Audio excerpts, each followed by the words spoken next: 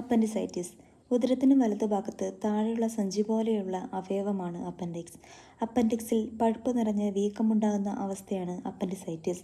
ഏത് പ്രായക്കാരെയും രോഗം ബാധിക്കാമെങ്കിലും 10-നും 30-നും ഇടയിൽ പ്രായമുള്ളവരിലാണ് രോഗമുണ്ടാകാൻ സാധ്യതയേറെ.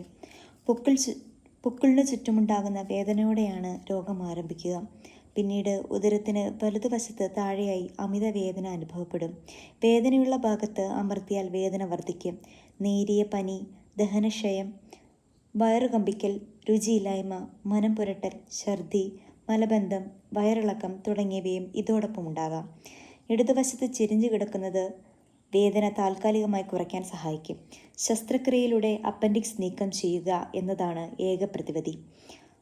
അതിനാൽ രോഗലക്ഷണങ്ങൾ പ്രകടമാകുമ്പോൾ തന്നെ ഡോക്ടറുടെ ഉപദേശം തേടണം. വൈകിയാൽ പലപ്പോഴും രോഗിയുടെ ജീവന് ഇത് ഭീഷണിയാകും.